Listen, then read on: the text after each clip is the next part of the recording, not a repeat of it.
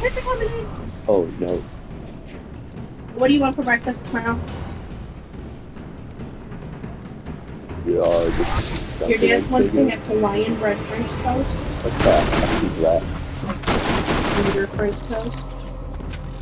Scrambled eggs and sausage rolls. I'm gonna have bacon. Would you want bacon or sausage? What's that like bacon? Would you want any Hawaiian bread? I want them. I would try sausage. Did you want any potatoes? Did you want any kind of home fried, sweet potato? Sweet potatoes with that.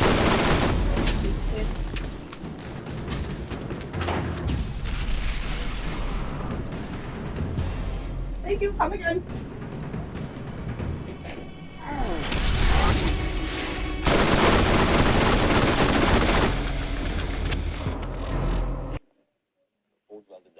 Into a block. It's this lovely pattern repeated up, but I noticed some cracks as I was welding this together. See the remnants of one there. So before any of them get any worse, considering I'm going to be hanging perilously off this tool, I want to see if I can grind out the crack. This video has been sponsored by Bl1.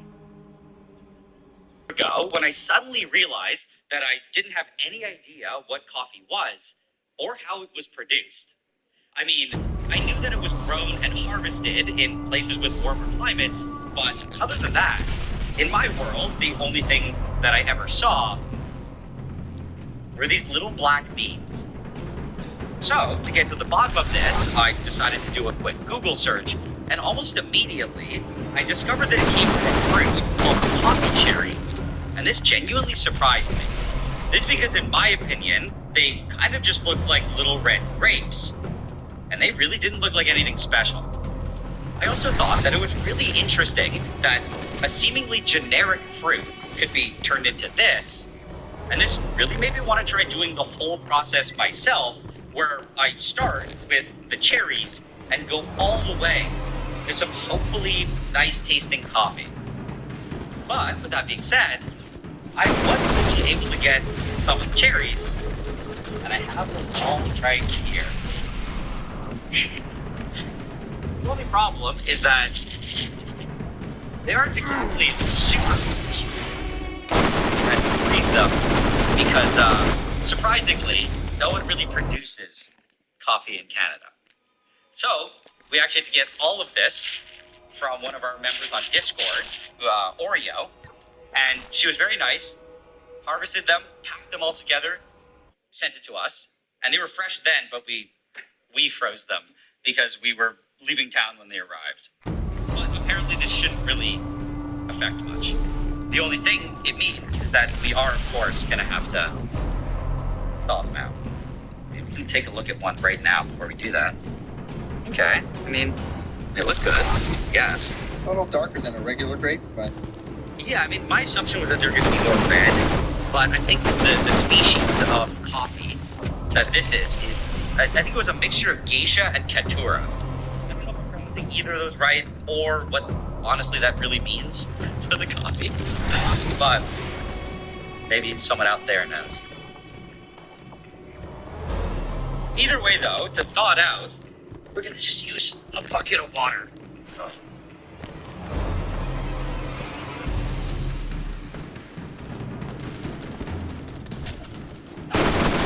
Oh. So I think when they're frozen, they probably expand a little bit, which is why they're all floating. But we can see here that I guess as they thaw out, most of them are slowly sinking. And that's good because this is letting us separate the good ones from the crappier ones where the crappier ones should stay floating. But you know exactly what it is. I guess it's like the floater ones. It means the shell's broke in, air got in it or something. And it's like rotted a bit or something. It's overripe. I was looking online, and some mass producers of coffee, they actually do use the floaters for like instant coffee. Okay. I mean, we could do that too then. We could have just like two sides and see if there's a difference. We could make a floater batch and a sinker batch. I think that's kind of done, right? I don't see any more sinkers. Yeah, it's done. So what we're gonna do is separate them out, and in this first little bowl, we're gonna put all of the floaters. Yeah, we got a lot of floaters. Yeah. Didn't realize there were so many floaters. Oh, they're so soft now. But I'll keep transferring all of them. Okay. These are all of our floaters. Then for the sinkers. Oh god, this is not going to be easy.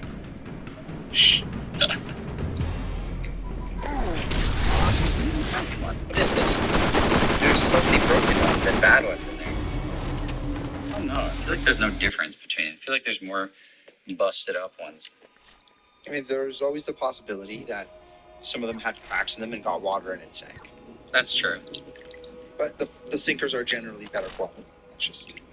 They do look, there's something about them that looks better. I don't know, if you look at the skin, it looks tighter. Whereas, I don't know.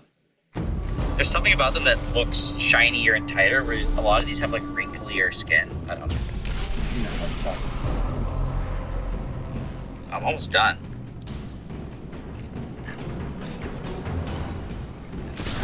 Done. The last cold. What I want to do next is see what's inside of them. And I think I'll just choose a random victim here. Nice firm victim.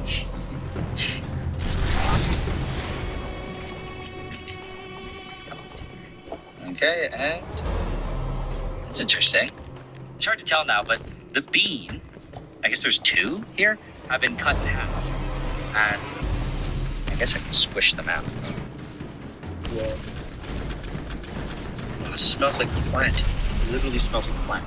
It just smells like generic plant. I really think it smells like old grapes, to be honest, or grapes. And I'm also gonna just take and squeeze one of these. I can take that intact bean. Oh, look. Oh, there you go. Yeah, that looks much more like it. Now, I want to do the exact same thing to the supposedly crappier ones to see if there is a difference. And I'll slice it open. Oh. Oh, that's interesting. So, I think the big difference here is in the seed, it doesn't look as dense. You take the good one and put it next to it. Look at the difference. Yeah, there's like a... It's like shriveled. So, clearly, the good ones do look better. But I think what's also important, I want to know if there's a taste difference. So I'm going to start with the good one.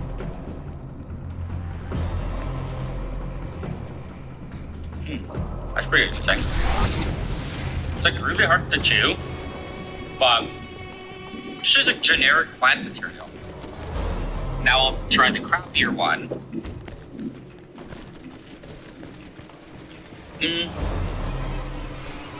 It tastes like more of the fruit has leaked into the seed, but overall, it's still mostly just generic plant.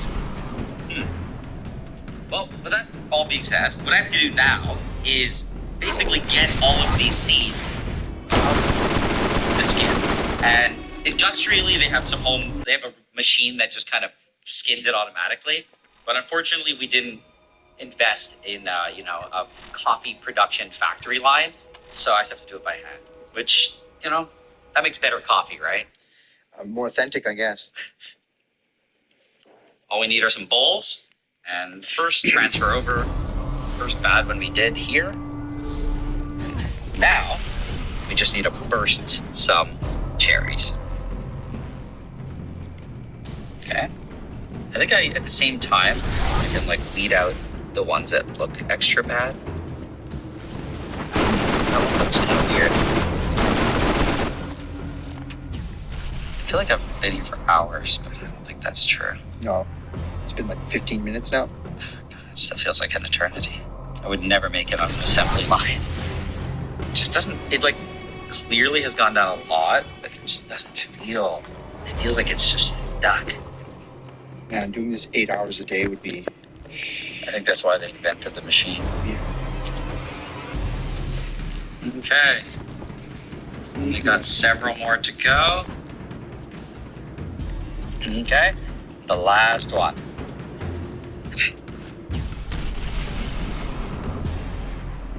Done. Well, done the bad one. Now we need to start again.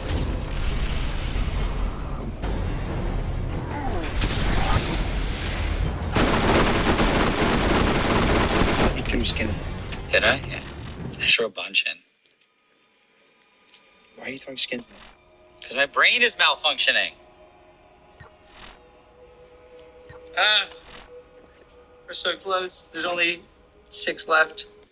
4, 2, 1.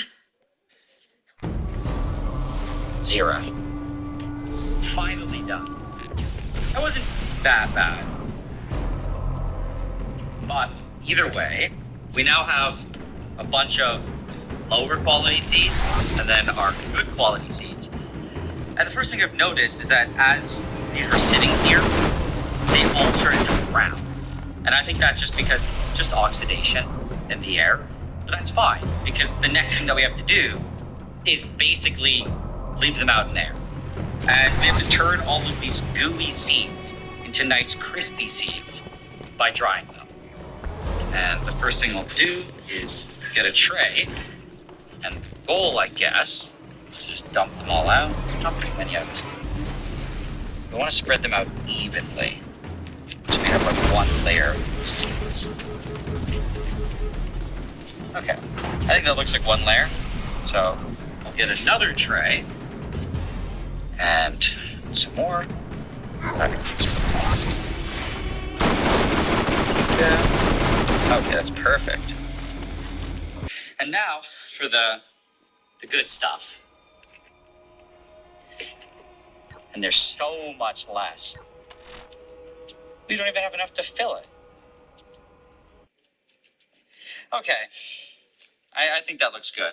So we have 2 full trays of the lower quality coffee and 1 filled tray of the higher quality stuff. And now we just have to throw them all into a food dehydrator. Okay. Got the food dehydrator. Now just load in our good stuff on top.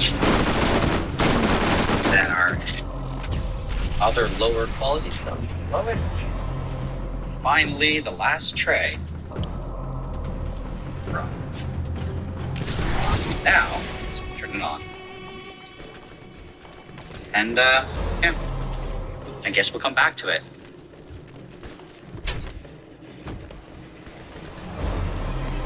Finally, time to check them out. Hopefully they're dry enough. So, turn it on, pop it open. Ta-da. Okay. It's definitely gotten way browner. And I think that's normal based on the process that we did. We kind of never mentioned this, but I believe that the process we're doing on these beans is called the honey process. Because once we popped it out of the cherry, we didn't wash it or process it in any way, and we left all of the sugars on it when it dried. So I think that's what's giving it the brownness. But either way, I'm just gonna try to pick some off the tray. Of course, they're all super stuck because of the sticky sugar that was left on it. But they're pretty tough now, so I don't think I'm really gonna run the risk of breaking them. One thing that we don't know yet, but one thing that I'm assuming at this point, is that we dried them enough. Based on what I saw online, you I want them to be, I think, around like 10% moisture. So to test this, I got this fancy machine that I preset to coffee, and we just fill it here. Oh no. You just squish it shut. Okay, I don't really know how it works, but it says that the moisture in this batch is 9.6. And I feel like that's probably true for all the rest of the beans too. So I think that's good. Now we just have to basically break off all of the other beans from the trays.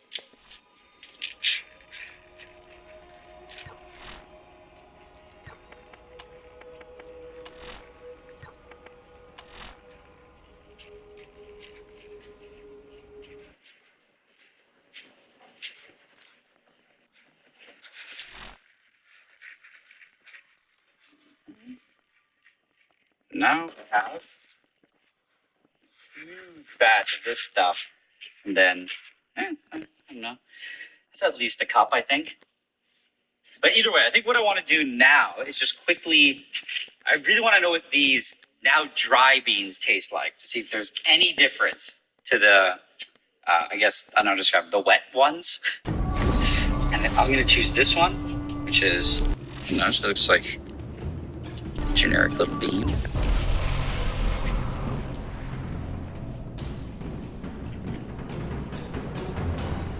Oh. It tastes exactly the same as before, except it's rock solid. That's what I expected. But either way, at this point, it still absolutely tastes nothing like coffee. And to get the distinct and I guess unique coffee flavor and aroma out of this, what we apparently have to do next is roast it. And that will make it go from right now just tasting like a hard, weird plant to apparently really amazing coffee. Okay. We need our roaster that we apparently last used when making the bismuth knife. So, you know, there's some remnants of that, but right? yeah, it's fine. Either way, the other thing that we'll need is a pan. And I should say that there are a lot of different ways to roast coffee, but from what I read online, the simplest and cheapest way was to just use a pan. So that's what I kind of want to try. And yeah, I'm just going to go ahead and throw a bunch into the pan. And I'm starting with the less good ones because I obviously have no idea what I'm doing here. And I've never done this before. We'll use about half. Spread them out. Now, we just have to turn on the burner. Fire's on. And I'll just kind of move it. I have no idea how this is gonna go, but I have confidence. I have confidence for some reason. Something that I should also mention is that most coffee beans at this stage are called green coffee beans, but ours are obviously not green, and I think this is just because of the honey process that I mentioned earlier. There's just a bunch of sugar on it that gives it a different color. Also, I should also probably mention what we're even trying to do here. At least based on what I saw online, there are 4 main stages that the coffee will pass through. And the first major one is just dehydration, where the heat is just driving off moisture. And what we're also trying to do, which is majorly important, is a reaction called, oh God, it's starting to smoke. A reaction called the Maillard reaction, which is causing sugars to react with the proteins. And that makes a huge array of different molecules with different smells and flavor profiles. And that's a major way that the unique coffee flavor and smell is made. And then the third major reaction going on is just caramelization, where the sugar under the heat is caramelizing. And that just adds to the depth of flavor that is in the beans. Then finally, we're also doing pyrolysis, which means that using heat, we're just breaking down sugars, proteins, and other stuff in the coffee bean. And this apparently gives it that characteristic roasted coffee flavor. One thing I should also say is that we're not just heating it indefinitely and forever. The goal here is to get it to something known as first crack, which is basically what's considered a light roast. And it's called first crack because you hear cracking for the first time. I don't know. Why do they look so burnt? Definitely interesting. Oh, I can't tell if I'm failing, but I think I am. I don't hear any cracking yet. No, sure, not even there. Come on, crack.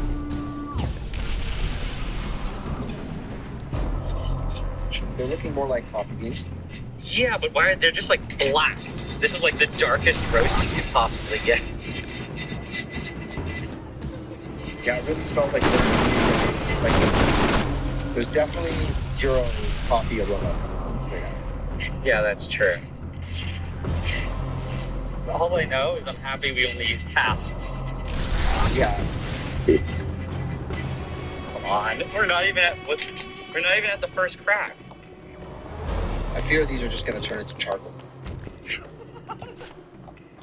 We gotta see this out. We gotta get to that first crack. No matter what.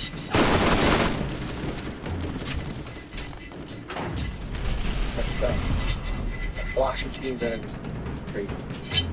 I'm trying to feel like first crack might never happen. We might have done something wrong. So I'm gonna choose one of our amazing beans. Okay, and we'll crack it open just to see what's inside. Oh no. Wow. It's just pure. It's like charcoal. It is charcoal. So I think this is evidence that we heated things way too quickly. I need to try one though. That's the only way to verify.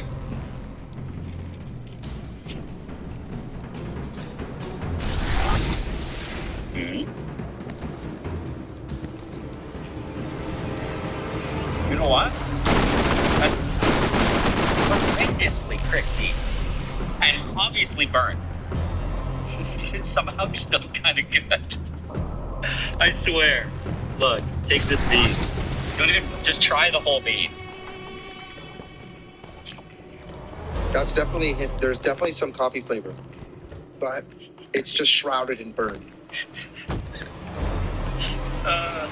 So I think we can officially call this one. Who would have known that something was going wrong when they were turning black? Clearly, I have absolutely no coffee and roasting skills. And considering how much we just lost,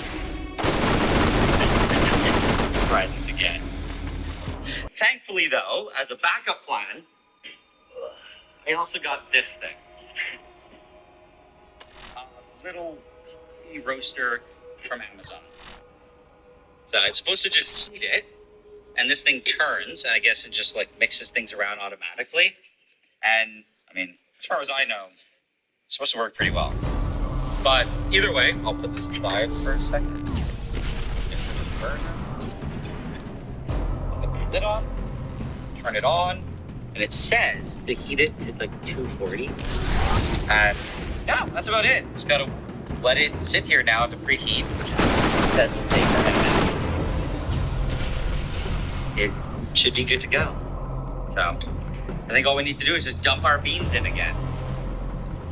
Please don't burn the strawberry. Okay, good sign so far. Okay.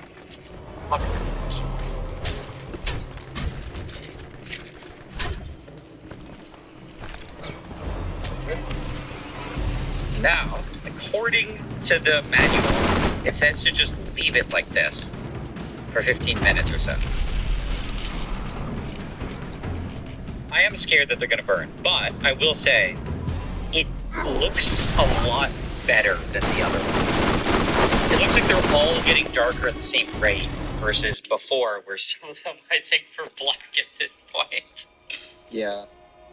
I think it's pretty clear that heating it slowly and at not super high temperatures is very important. It's like a delicate and slow process. They're actually looking like coffee beans. They are. It looks like it's actually working. What's nice is that it's just getting darker and it doesn't look like the outside's charred. Like at all.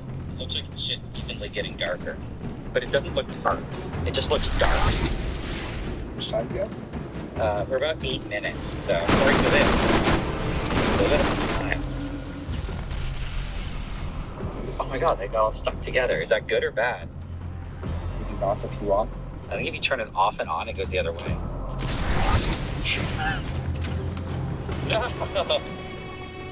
We're getting to like the 12, 13 minute territory. It looks like it's really yellow in there too. You see like yellow liquid on. Yeah. Definitely sounds like they're cracking. Yeah, they're cracking. You hear that? Hear that noise? It's not just them falling. No. Okay, let me this slightly. Yeah. Oh no, they're crackling like crazy. Are they? Yeah, listen. They're all burned. They're burned. Same problem. What? But you hear them crackling, eh? Or maybe not. So they're all just burned to hell again. Really?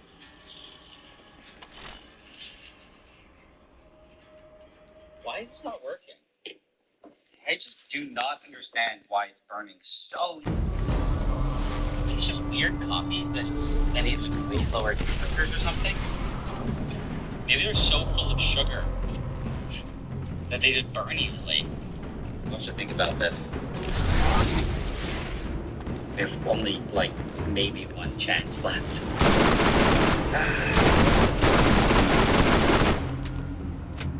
We spent the last hour with a lot of research, and the conclusion that I came up with is that I just suck. Okay, but actually, in our research, we actually discovered a lot of things. The most notable one being that apparently geisha coffee beans are pretty notoriously difficult to roast because you have to be very careful with them and they have a strong tendency to scorch and burn on the outside. Also, finely processed beans are also hard to roast. So both of those factors together made this a very good decision to try at my very. Thankfully, though, we still have our good stuff, and I think we came up with a method that's going to work. And to do this method, we'll have to go to the other room. Okay, so our secret to the perfect roast is the air fryer. And as far as I know, there aren't many people roasting coffee in an air fryer. But either way, we've come up with our own made-up temperature profile and ramping. It's based on nothing, but I believe it'll work. And start the temperature at 300 Fahrenheit. And I'll let it preheat for about, I don't know, 3 minutes. So we'll come back when it's at the 12-minute mark. Now we can load all of our coffee. And I'm just going to do them all. You know what? At this point, I'm fed up. If this doesn't work, my coffee roasting career is officially quit. All loaded up. It's around. Loaded. So we're going to leave it at this temperature, just preheating, for 4 minutes.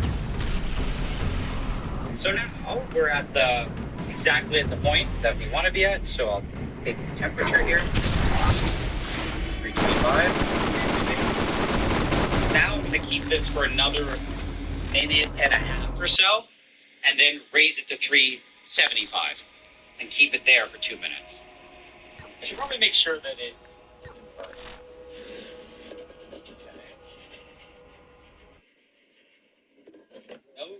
sign of burning yet. No sign of burning. No sign of coffee smell either. But I can still burn. Okay, so let's 2 minutes. Raise it to 375.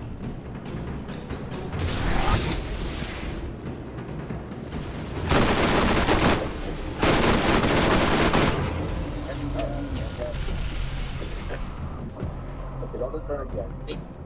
Yes. Yeah. Now we'll crank it up. 400. 400. Oh look, smoke is coming out.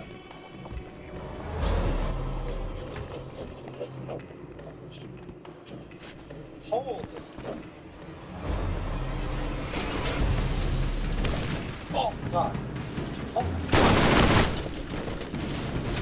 Yeah, that's crack.